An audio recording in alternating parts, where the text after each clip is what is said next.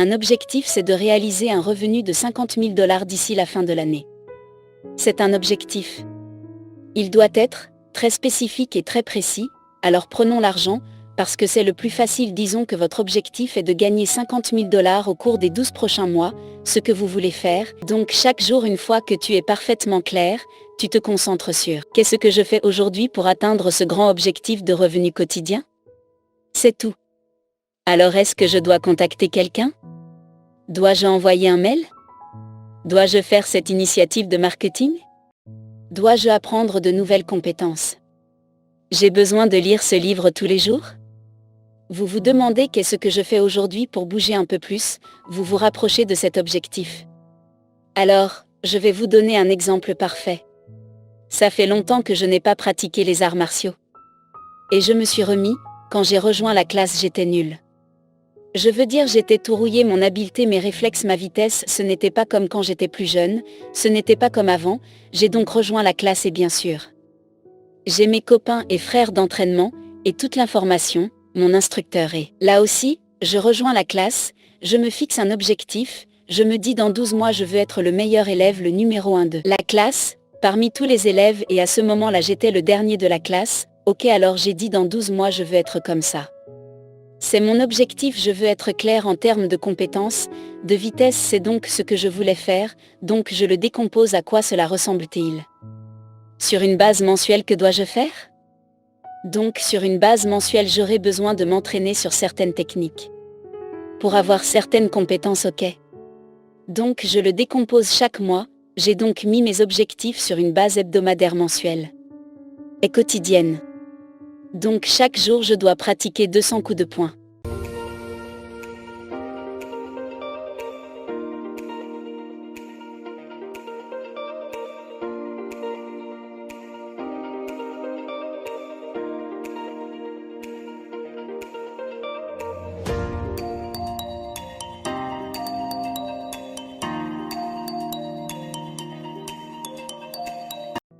Je vais partager ça avec vous en 15 minutes.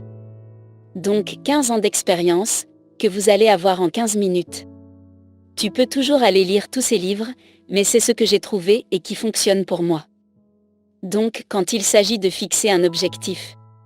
Numéro 1, vous devez être très précis, donc gagner de l'argent c'est un souhait. C'est un rêve, un objectif c'est de réaliser un revenu de 50 000 $ d'ici la fin de l'année. C'est un objectif. Il doit être très spécifique et très précis, alors prenons l'argent, parce que c'est le plus facile. Disons que votre objectif est de gagner 50 000 $ au cours des 12 prochains mois, ce que vous voulez faire, est donc très précis, ce que je fais toujours de l'ingénierie inverse, donc quel que soit le but que je me fixais. Je veux faire de l'ingénierie inverse. Et de décomposer ça, en que dois-je faire? Sur quoi dois-je me concentrer? Quelles sont les compétences que je dois mettre à niveau?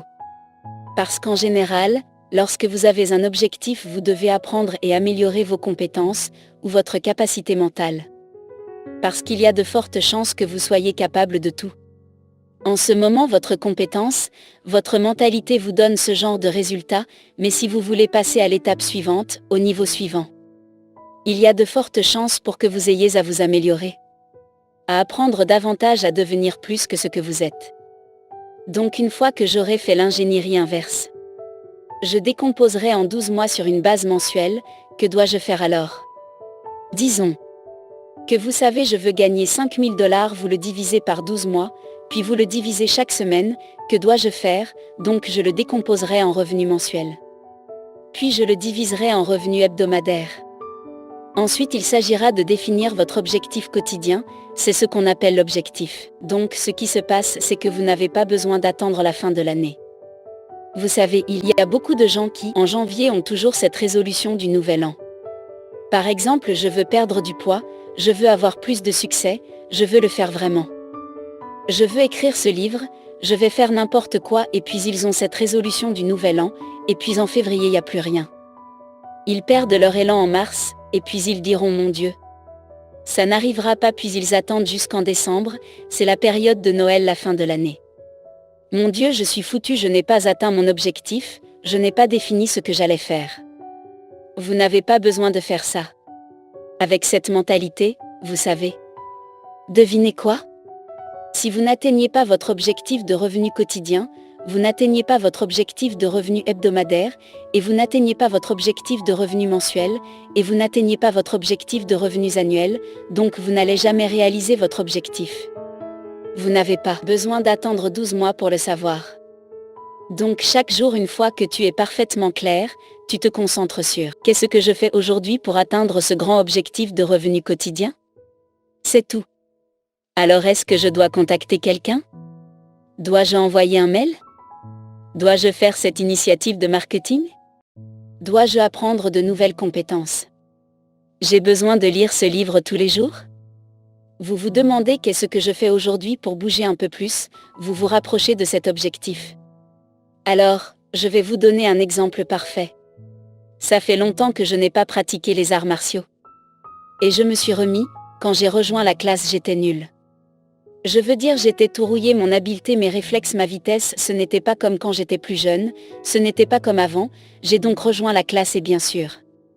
J'ai mes copains et frères d'entraînement, et toute l'information, mon instructeur est. Là aussi, je rejoins la classe, je me fixe un objectif, je me dis dans 12 mois je veux être le meilleur élève, le numéro 1 de la classe, parmi tous les élèves et à ce moment-là j'étais le dernier de la classe, ok alors j'ai dit dans 12 mois je veux être comme ça.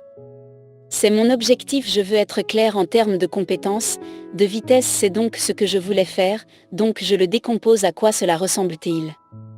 Sur une base mensuelle, que dois-je faire? Donc sur une base mensuelle, j'aurai besoin de m'entraîner sur certaines techniques. Pour avoir certaines compétences, ok. Donc je le décompose chaque mois, j'ai donc mis mes objectifs sur une base hebdomadaire mensuelle. Et quotidienne. Donc chaque jour je dois pratiquer 200 coups de poing. C'est ça. Je dois faire de l'exercice et varier ma routine chaque semaine pour m'assurer d'aiguiser toutes mes compétences.